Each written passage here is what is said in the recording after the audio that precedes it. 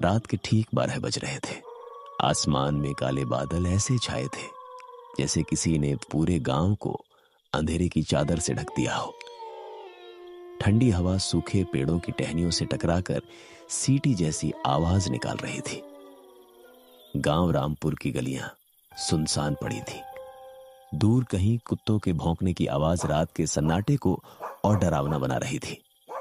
गांव के बाहर पुराने कब्रिस्तान के पास एक टूटी फूटी हवेली थी। लोग उसे मौत की हवेली कहते थे। कहते हैं वहां कई साल पहले एक आदमी की रहस्यमयी मौत हुई थी। उसकी लाश कभी नहीं मिली, सिर्फ एक खाली ताबूत मिला था। उस रात गांव के चौपाल पर कुछ लोग आग ताप रहे थे। मैंने अपनी आंखों से देखा था, उस ताबूत से चीखने की आवाज आती है। अरे छोड़ो भी काका, आज के जमाने में भूत भूत कुछ नहीं होता। लेकिन तभी अचानक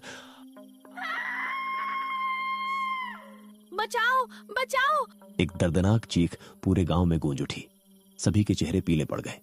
चीख कब्रिस्तान की तरफ से आई थी। हवा अचानक तेज हो गई। चौपाल पर जल रही आग बुझ गई। अंधेरे में सबकी सांसें अटक गईं। ये उसी ताबूत की आवाज है। रमेश ने हिम्मत दिखाने की कोशिश की, लेकिन उसके माथे पर पसीना आ चुका था। चलो देखते हैं आखिर मामला क्या है। पागल हो गए हो क्या? जो भी वहां गया वापस नहीं आया। लेकिन रमेश नहीं माना। उसके साथ उसका दोस्त सुरेश भी चल पड़ा। दोनों ने टॉर्च उठाई और कब्रिस्तान की तरफ बढ़ने लगे। गांव से बाहर निकलते ही रास्ता और डरावना हो गया। दोनों तरफ सूखे पेड़ खड़े थे, जिनकी परछाइयां जमीन पर किसी भूत जैसी लग रही थी। हवा में मिट्टी और सड़ी हुई लकड़ी की बदबू फैली थी। अचानक सुरेश रुक गया। रमेश, तुमने कुछ सुना क्या? क्या?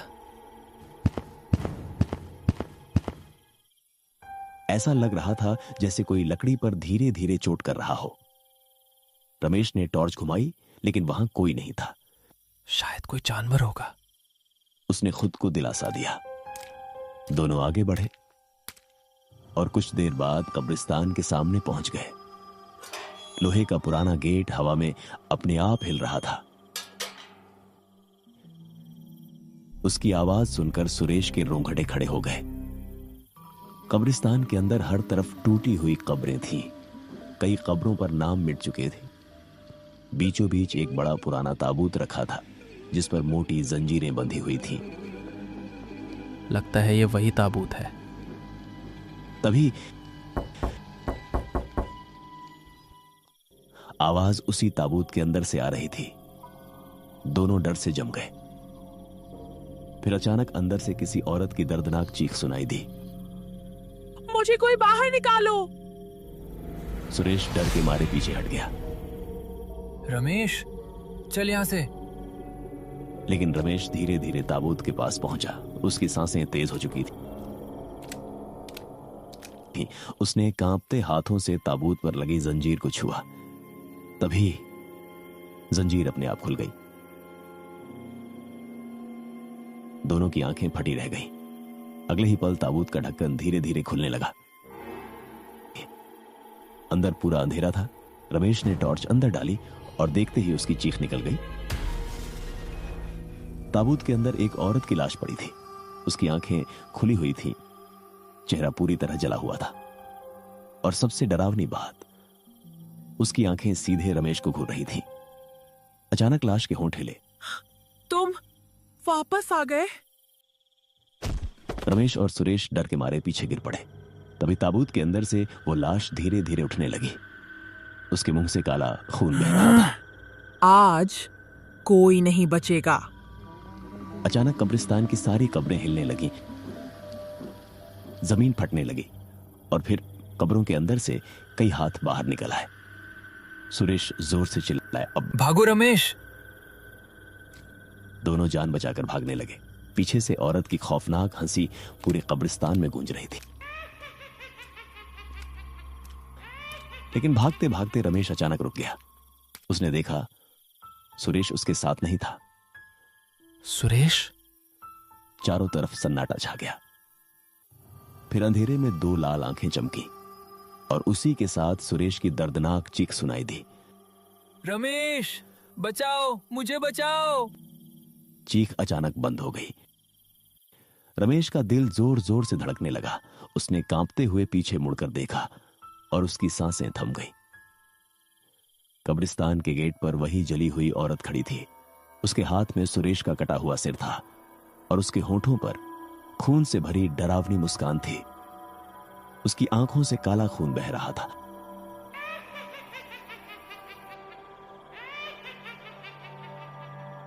उसकी डरावनी हंसी रात के सन्नाटे में गूंज रही थी। रमेश के पैर डर से कांपने लगे। उसका पूरा शरीर ठंडा पड़ चुका था। उसने कभी सपने में भी नहीं सोचा था कि गांव वालों की बातें सच निकलेंगी। हवा अचानक इतनी तेज चलने लगी कि पेड़ जोर जोर से हिलने लगे। तभी वह औरत धीरे धीरे रमेश की तरफ बढ़ने लगी। उसके पैरों की आवाज कब्रिस्तान में गूंज रही थी। रमेश डर के मारे पीछे हटने लगा। उसकी टॉर्च हाथ से गिर चुकी थी। चारों तरफ सिर्फ अंधेरा था। तुम वापस आ गए? औरत ने भयानक आवाज में कहा। मैंने क्या किया है? औरत अचानक चीखी। तुम सबने मुझे जिंदा दफनाया था।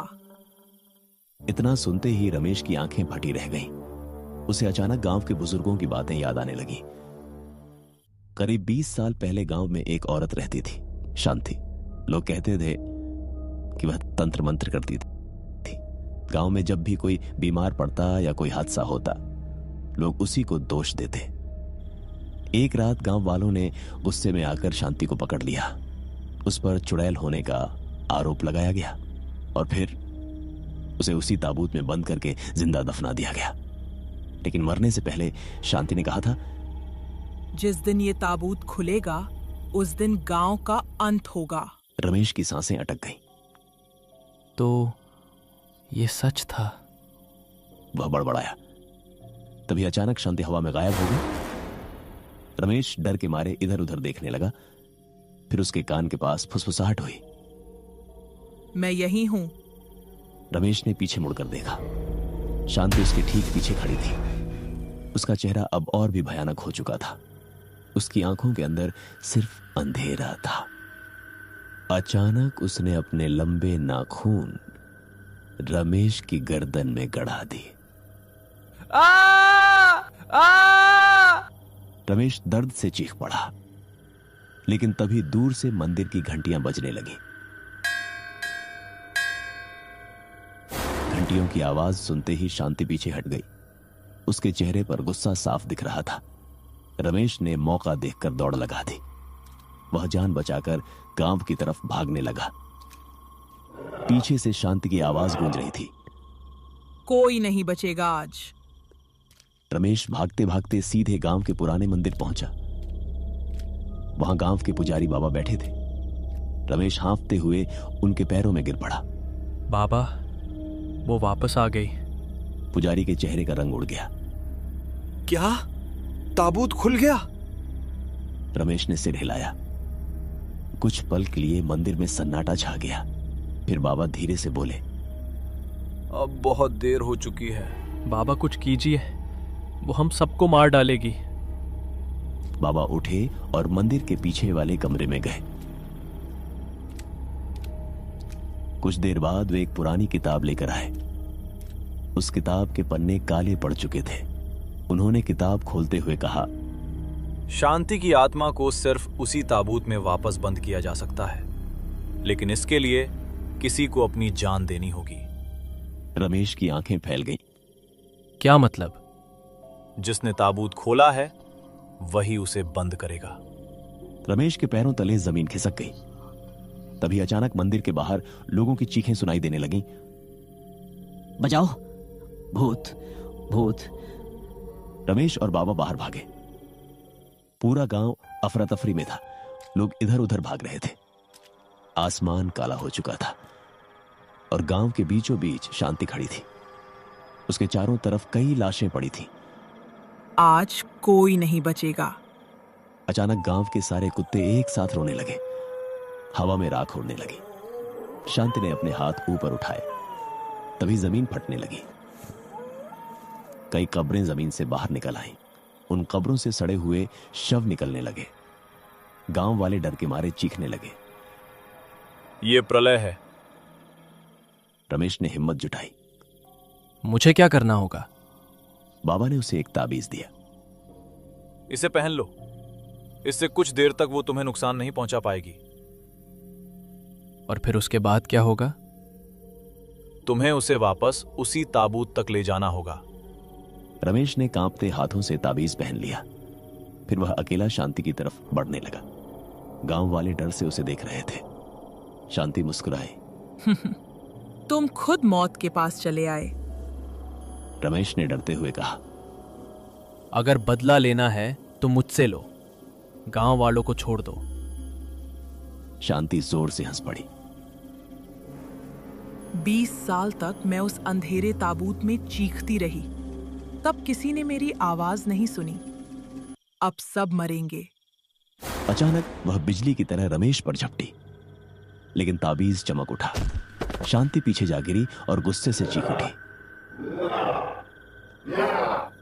रमेश ने मौका देखकर दौड़ लगा दी। वह कब्रिस्तान की तरफ भागने लगा। शांति उसके पीछे उड़ती हुई आ रही थी। चारों तरफ तूफान मच चुका था। पेड़ टूट रहे थे।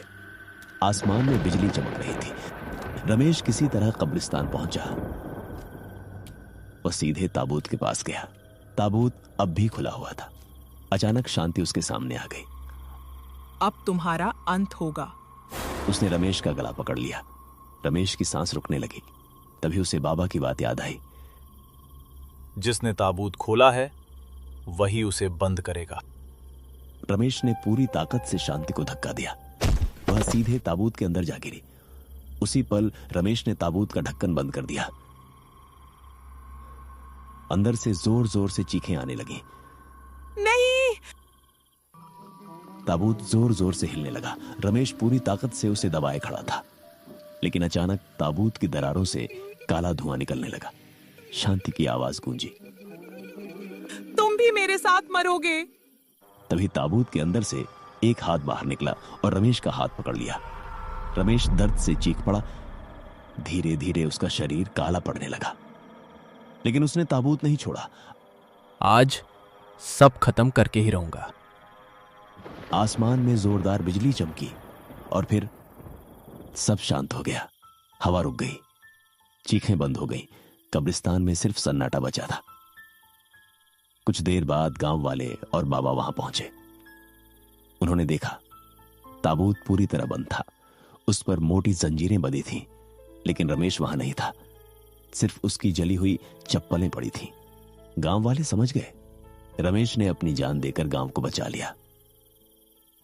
उस रात के बाद गांव में सब कुछ सामान्य हो गया, लेकिन लोग आज भी कहते हैं हर अमावस्या की रात उस कब्रिस्तान से किसी आदमी की दर्दनाक चीख सुनाई देती है और ताबूत के अंदर से एक आवाज आती है, मुझे कोई बाहर निकालो।